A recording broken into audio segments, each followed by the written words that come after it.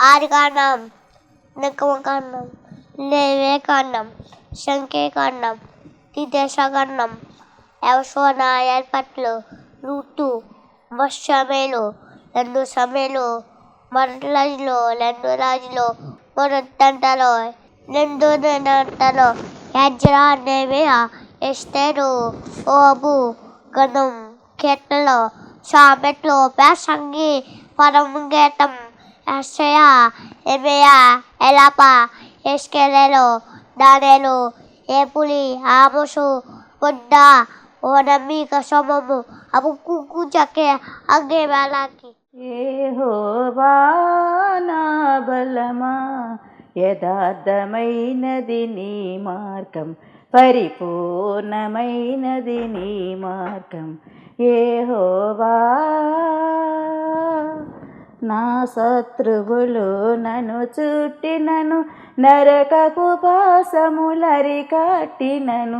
నా శత్రువులు నన్ను చుట్టినను, నరకపు పాశములరికట్టినను. వరద వలె భక్తిహీనులు పొర్లిన్, వరద వలె భక్తిహీనులు పొర్లిన్. వదలక నన్ను ఎడబాయని దేవ, వదలకు నన్ను ఎడబాయని దేవ. యెహోవా నా బలమా, యథార్థమైనది నీ మార్గం, పరిపూర్ణమైనది నీ మార్గం. యెహోవా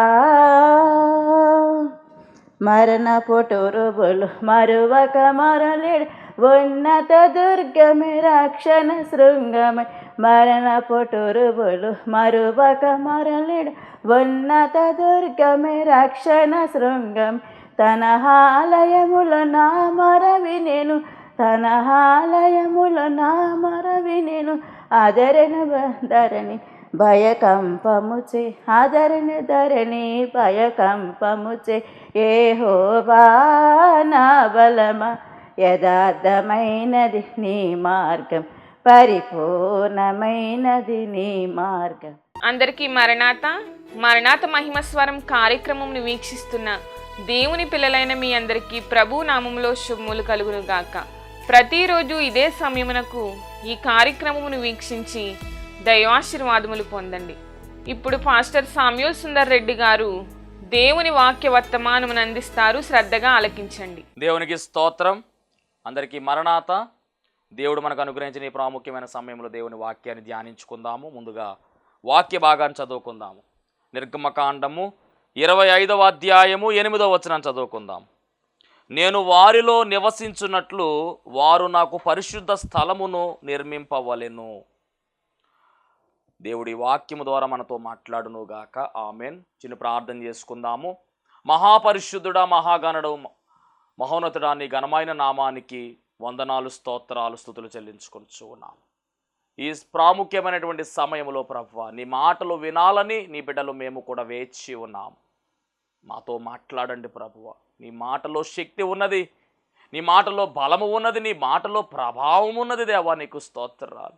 ఏ మాటలు మాకు అవసరమై ఉన్నావో ఆ మాటలను తండ్రి మాకు వినిపించుమని వాక్యమయ్యున్న యేసుక్రీస్తు వారి నామములో అడిగి వేడుకొనుచున్నాను పరమ తండ్రి. ఆమెన్. దేవనామమున మీ ఎల్లరికూ శుభములు కలుగునుగాక. ఆమెన్. చదవబడినటువంటి వాక్య భాగాన్ని పరిశీలన చేసినట్లయితే, నేను వారిలో నివసించున్నట్లు వారు నాకు పరిశుద్ధ స్థలమును నిర్మింపవలెను. చాలా అద్భుతమైనటువంటి ప్రణాళికతో కూడినటువంటి వాక్య భాగం. ఏమిటి ఆ ప్రణాళిక, ఏమిటి ఆ యొక్క అద్భుతము అని మనం పరిశీలన చేస్తే, నేను వారిలో నివసించున్నట్లు వారు నాకు పరిశుద్ధ స్థలమును నిర్మింపవలెను. నేను నీకు కనపరచు విధముగా మందిరము యొక్క ఆ రూపమును, దాని ఉపకరణములన్నిటినీ రూపమును నిర్మింపవలెను. అంటే దేవుడు, మనము సేవిస్తున్నటువంటి దేవుడు మనతో ఉండడానికి, మనలో ఉండడానికి ఇష్టపడుతూ ఉన్నాడు. ఈ వచనాన్ని గమనం చేస్తే కనుక దేవుని యొక్క అభిలాష ఈ వచనంలో మనం చూస్తూ ఉన్నాం. ఆయన యొక్క ఇష్టము ఏమిటి అంటే, ఆయన ఎక్కడో ఉండడానికి ఆయన ఇష్టపడడం లేదు. మనతో ఉండడానికి, మన సహవాసములో ఉండడానికి ఇష్టపడుతూ ఉన్నాడు.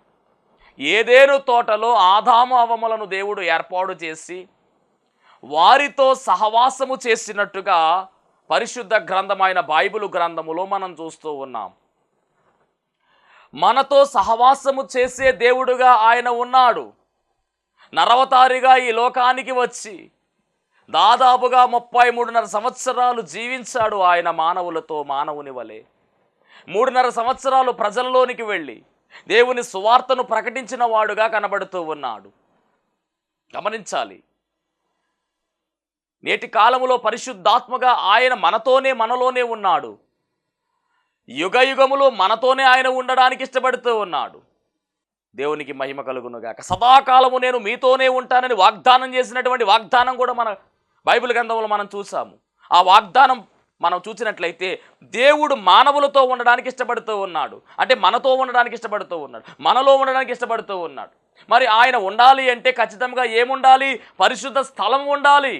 అలాగే నిర్గమాకాండం 29:45లో కూడా నేను ఇశ్రాయేలీల మధ్య నివసించి వారికి దేవుడనయ్యుందునని రాయబడింది.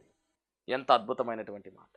అంటే ఆయన ఉండడానికి, మనతో ఉండడానికి ఆయన ఇష్టపడుతూ ఉన్నాడు.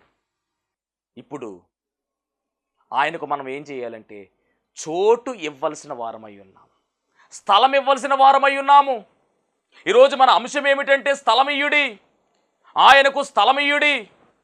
ఎందుకు అంటే ఆయన మనతో ఉండడానికి ఇష్టపడుతూ ఉన్నాడు. మరి స్థలం ఇవ్వాలి అంటే ఎలాంటి స్థలము అంటే పరిశుద్ధముగా ఉన్నటువంటి స్థలం ఆయనకి ఇవ్వాలి మనము. ఆయన పరిశుద్ధుడు గనుక, పరిశుద్ధుడైన దేవుడు మనతో ఉండాలంటే మనము కూడా పరిశుద్ధులుగా ఉండాలి. పరిశుద్ధమైన స్థలము ఆయన కొరకు మనం సిద్ధము చేయాలి. గమనించండి, దేవుని వాక్యం వింటున్నటువంటి దేవుని బిడ్డలారా, ఆ పరిశుద్ధత అనేది మనలోనికి రానివ్వకుండా పరిశుద్ధమైనటువంటి జీవన విధానాన్ని మనము కలిగి జీవించవలసిన వారమై ఉన్నాము. మన చూపులో కానీ, మాటలో కానీ, తలంపులో కానీ, ఊహలో కానీ, దేహములో కానీ ఎక్కడా కూడా అపరిశుద్ధత అనే దానికి చోటు ఇవ్వకూడదు. పరిశుద్ధమైనటువంటి జీవన విధానంలోనికి మనము రావాల్సిన వారమై ఉన్నాము. ఎందుకు అంటే గొర్రెపిల్ల వధింపబడింది. ఆ వధింపబడినటువంటి గొర్రెపిల్ల ఎవరు అంటే యేసుక్రీస్తు ప్రభువారే. లోక పాపమును మోసుకొని పోవచ్చున దేవుని గొర్రెపిల్లగా పిలువబడినటువంటి ఆయనే మన కొరకు బలి అయ్యాడు.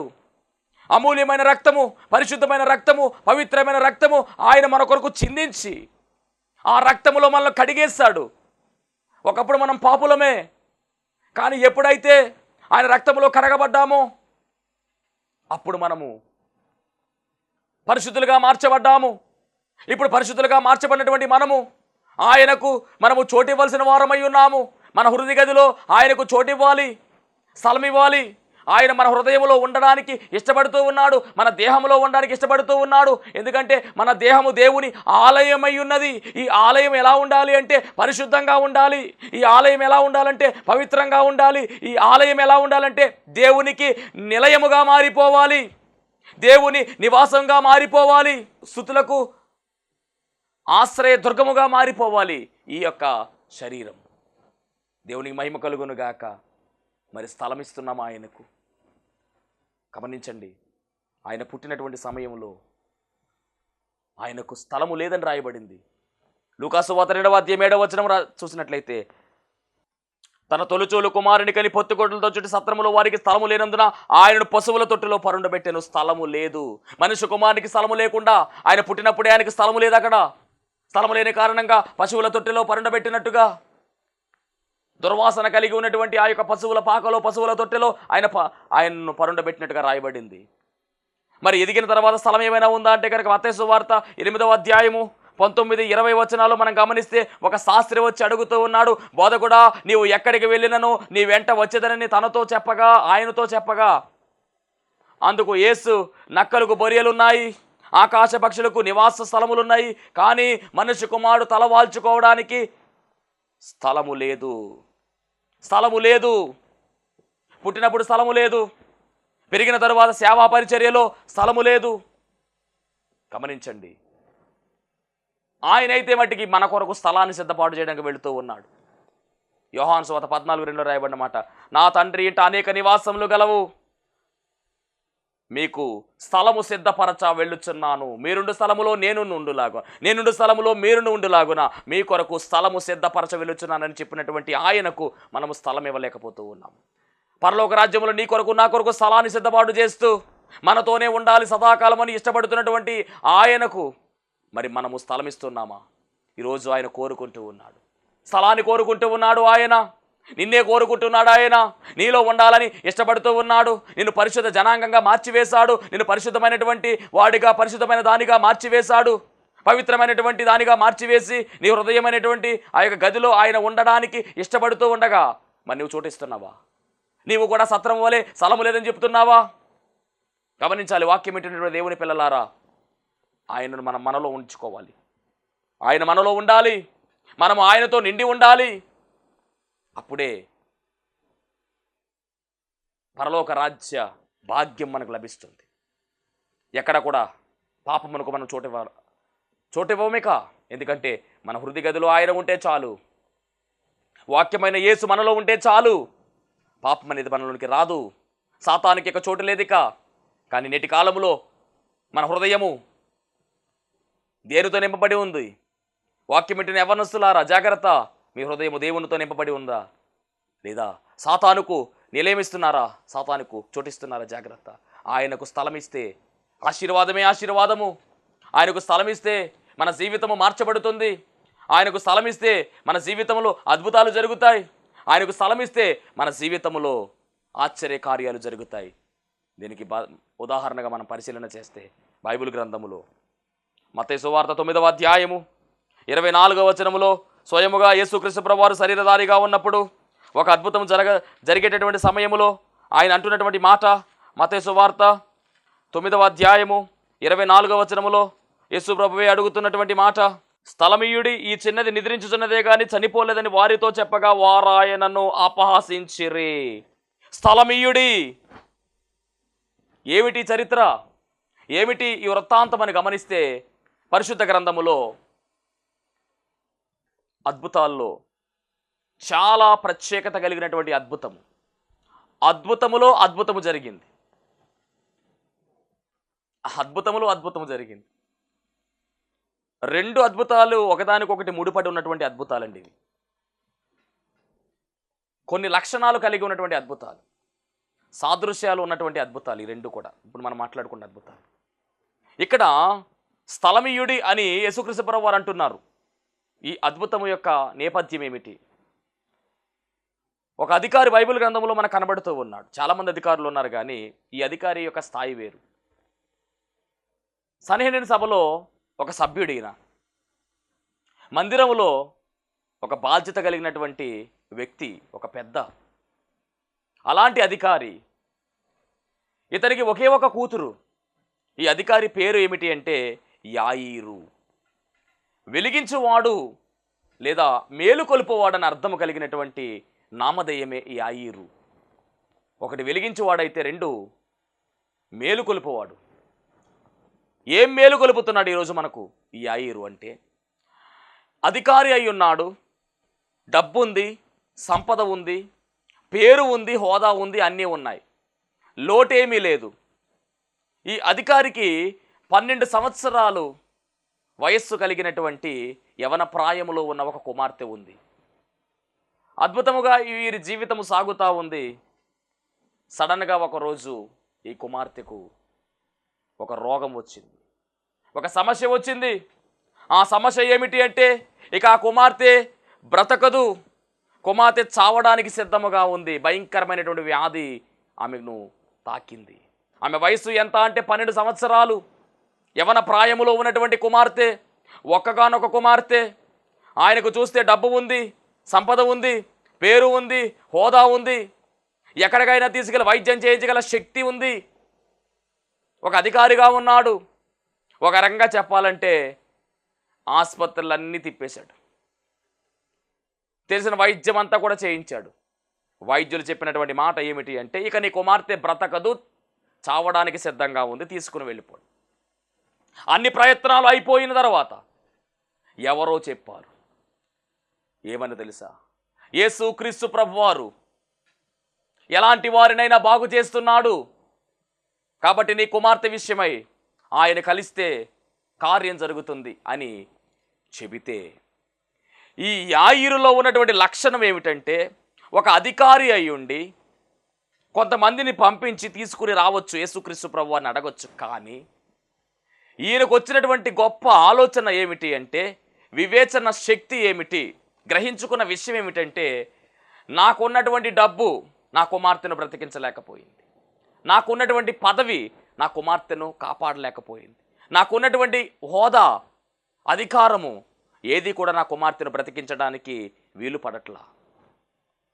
కాబట్టి అన్నీ కూడా ప్రక్కన పెట్టేశాడు, అన్నీ ప్రక్కన పెట్టేశాడు. సామాన్యమైనటువంటి వాడుగా మారి యేసుక్రీస్తు ప్రభు వారి దగ్గరికి అందరిలో ఒక్కడిగా వెళ్ళాడు. అధికారిగా వెళ్ళలా. గమనించండి, అధికారిగా వెళ్ళలా. మందిరములో కూడా మనం అలాగే వెళ్ళాలి. నువ్వు ఎంత పెద్ద అధికారి అయినా కావచ్చు, నువ్వు కలెక్టర్ కావచ్చు, ఐఏఎస్ కావచ్చు, ఐపీఎస్ కావచ్చు, నువ్వు ఏదైనా కావచ్చు, నువ్వు ఉన్నతమైనటువంటి స్థాయిలో ఉండొచ్చు, కోట్ల కొలది సంపద నీ దగ్గర ఉండవచ్చు. కానీ మందిరములో అడుగు పెట్టేటటువంటి నీవు ఎలా ఉండాలి అంటే, సామాన్యమైనటువంటి వ్యక్తిగా మారి మందిరములో అడుగు పెట్టాలి. నీకున్నటువంటి పదవి, నీకున్నటువంటి పేరు, నీకున్నటువంటి బలము, నీకున్నటువంటి యోగ్యత అన్నీ కూడా మందిరము దగ్గర చెప్పులు విడిచిపెట్టినట్టుగా బయట విడిచిపెట్టి దేవుని బిడ్డగా, తగ్గింపు స్వభావం కలిగినటువంటి బిడ్డగా మందిరములో అడుగు పెట్టాలి. అది దేవుడు ఇష్టపడుతూ ఉన్నాడు. నీ పేరు, నీ హోదా, నీ పదవి మందిరంలోకి రావడానికి వీలు లేదు. గమనించాలి. ఇక్కడ యాయీరులోంచి మనం నేర్చుకోవాల్సిన పాఠం అదే. యాయీరు అధికారి అయినప్పటికీ కూడా యేసుక్రీస్తు ప్రభువు వారి దగ్గరికి ఎలా వస్తున్నాడంటే, ఏమీ లేనివాడుగా వస్తూ ఉన్నాడు. ఏమీ లేనివాడుగా వచ్చాడు. యేసుక్రీస్తు ప్రభువు వారు కూడా ఈ లోకానికి ఎలా వచ్చాడంటే, ఏమీ లేనివాడుగా వచ్చాడు. రిక్తుడుగా మారిపోయాడు. అన్నీ ఉన్నవాడు ఆయన. ఉన్నవాడు గొప్పవాడు. అలాంటి వాడు సర్వాన్ని సమస్తమును విడిచిపెట్టి సర్వ మానవాళి కొరకు ఆయన రిక్తుడుగా ఈ లోకానికి వచ్చాడు. ఇక్కడ యాయీరు కూడా ఎలాగంటే అన్ని విడిచిపెట్టేసి సామాన్యమైనటువంటి మానవుడిగా ప్రభు దగ్గరికి వచ్చాడండి. అలా రావాలి మందిరానికి. లేదు నాకు ఈ పదవి ఉంది, నాకు ఇది ఉంది, నేను అధికారిని, గొప్ప. ఏం గొప్ప? ఏం గొప్ప?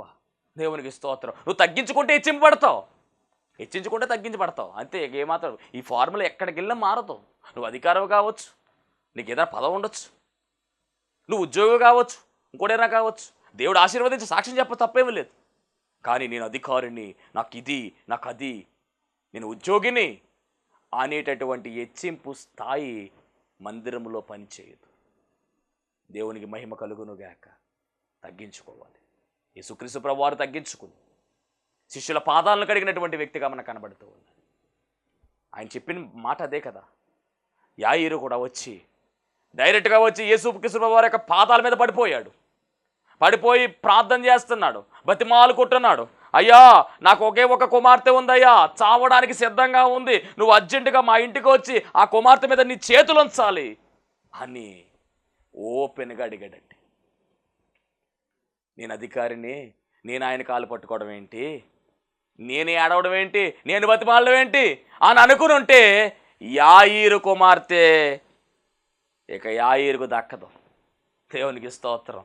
ఎందుకంటే ఆయనకున్న పదవి కానీ, అధికారం కానీ, డబ్బు కానీ తన కుమార్తెను బ్రతికించదు అని ఆయన అర్థమైపోయింది ఆయనకి. కాబట్టి యాయీరు వచ్చి ఆయన పాదాల మీద పడిపోయి గోళ్ళుమని ఏడ్చాడు. చాలా బాధపడ్డాడు, చాలా బాధపడ్డాడు. అలా బాధపడుతూ ఉంటే ప్రభు అంటున్నారు, యాయీరు పద, నువ్వు కోరుకున్నట్టుగానే నీ ఇంటికి వస్తాను, నడు అని ప్రభు నడవడం మొదలుపెట్టాడు. ప్రయాణం చేస్తూ ఉన్నారు. జనమందరూ ప్రయాణం చేస్తూ ఉన్నారు. శిష్యులు కూడా వెళుతూ ఉన్నారు. యాయీరు వెళ్తూ ఉన్నాడు. అలా వెళుతూ ఉంటే ఇప్పుడు ఇంటర్లింక్గా మరొక అద్భుతం జరగబోతా ఉంది. చాలా జాగ్రత్తగా వినండి. ఇక్కడ యాయీరు పరిస్థితి ఏమిటంటే, ఇక క్షణాల్లో తన కుమార్తె చనిపోతుంది.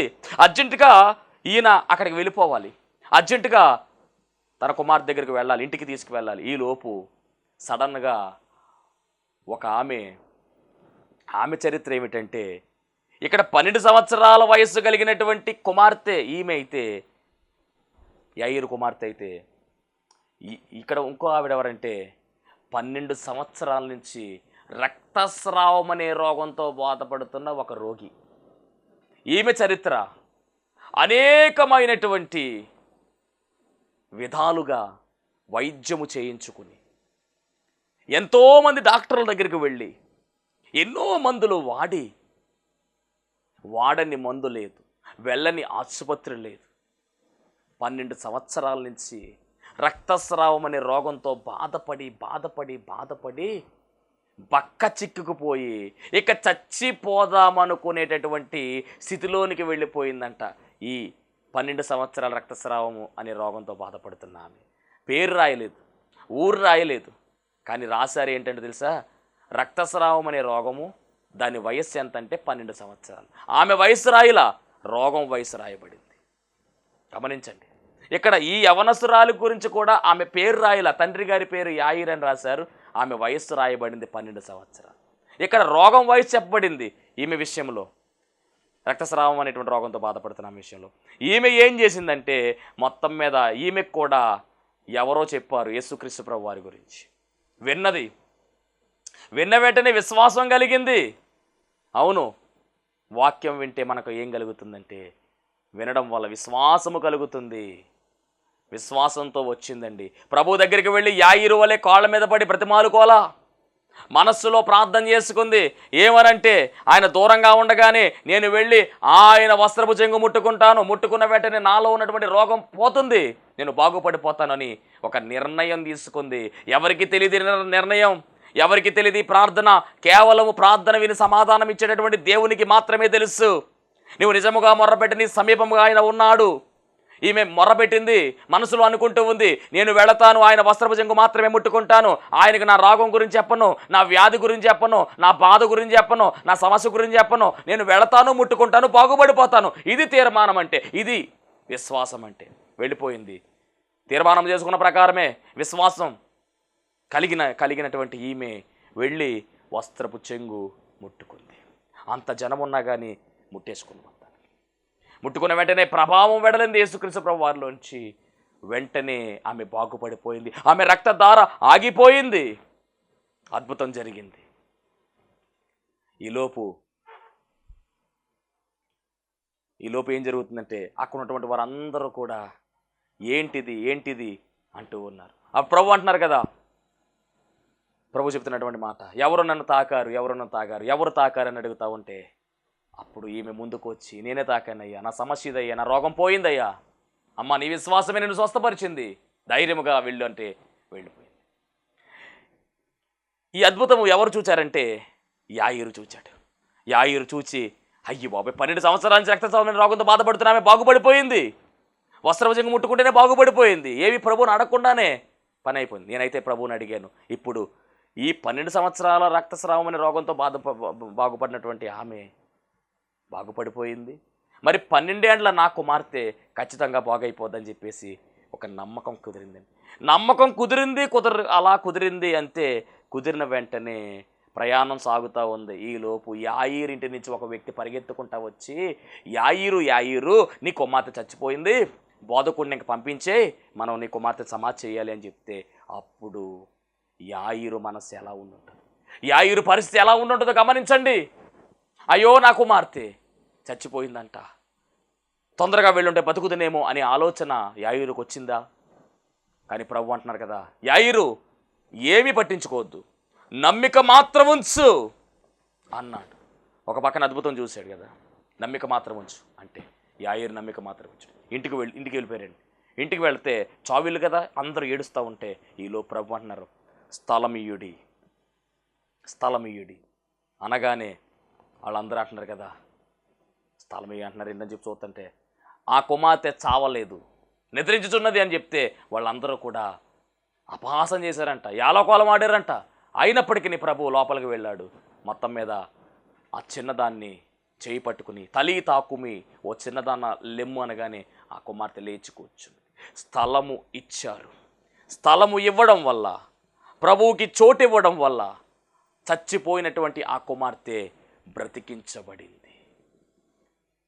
రక్తస్రావం అనేటువంటి రోగం కలిగినటువంటి స్త్రీ యేసుక్రీస్తు ప్రభువారికి స్థలం ఇవ్వడం వల్ల, విశ్వాసములో స్థలం ఇవ్వడం వల్ల ఆమె రోగం పోయింది. ఎక్కడా తగ్గనటువంటి వ్యాధి తగ్గిపోయింది. 12 సంవత్సరాల నుంచి పీడిస్తున్నటువంటి రక్తస్రావం అనే రోగంలోంచి ఆమె బయటపడిపోయింది. చచ్చిపోయినటువంటి ఆ కుమార్తె, మృతులలోనికి వెళ్ళిపోయిన కుమార్తె బ్రతికించబడింది. ఈరోజు నీ జీవితంలో కూడా యేసుక్రీస్తు ప్రభు వారికి స్థలం ఇస్తే జరగని కార్యాలు, ఇది జరగదు అన్నది జరుగుతుంది. ఇది మృతమైపోయింది, అయ్యో ఈ కార్యం ఇక జరగదు అన్నది కూడా జరిగే అవకాశం ఉంటుంది. కార్యము జరుగుతుంది. దేవుని మహిమ కలుగునుగాక. గమనించాలి. కాబట్టి ఆయనకు స్థలం ఇచ్చేటటువంటి ప్రయత్నం మనం చేయాలి.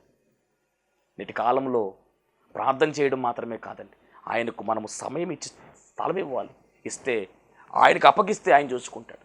జక్కయ్య ఆయనకు స్థలం ఇచ్చాడు, శిష్యులు ఆయనకి స్థలం ఇచ్చారు. కాబట్టి మనం కూడా మన హృదయ గదిలో ఆయనకు చోటిచ్చి ఆయనకి స్థలం ఇచ్చి చూస్తే కనుక ఏ కార్యమైన మన జీవితంలో మృతతుల్యమైన ప్రతి కార్యము కూడా, జరగదు అన్న ప్రతి కార్యము కూడా జరిగి తీరుతుంది. దేవా, నా హృదయ గదిలో నీ ఉండాలి ప్రభు అని ఈ ప్రార్థనలో ఏకీభవించండి. మహోన్నతుడా, నీకు వందనాలు, స్తోత్రాలు ప్రభు. ఇదిగో తండ్రి, నీ ఉంటే చాలు ప్రభు. నీకు మా హృదయంలో చోటిస్తే ఎన్నో అద్భుతాలు జరుగుతాయి, ఎన్నో ఆశ్చర్య కార్యాలు జరుగుతాయి తండ్రి. నీ బిడ్డలు కూడా ప్రభు ఇదిగో ఈ సమయంలో తండ్రి ప్రార్థనలో ఏకీభవిస్తూ ఉన్నారు. నా హృదయ గదిలో మీరు ఉండాలి ప్రభు అని కోరుకుంటూ ఉన్నటువంటి నీ బిడ్డలను దర్శించండి దేవా. వారి జీవితంలో ఉన్నటువంటి కష్టాలు, బాధలు, బలహీనతలు, ఇబ్బందులు, ఇరుకులు అన్నీ తొలగించి సమాధానం దయచేసి, శాంతి దయచేసి కృప చూపించుమని త్వరగా పెండ్లి కుమారుడుగా రానయ్యన యేసుక్రీస్తు వారి నామములో అడిగి వేడుకొనుచున్నాను పరమ తండ్రి, ఆమేన్. అందరికీ మరణాత. దేవునికి స్తోత్రం.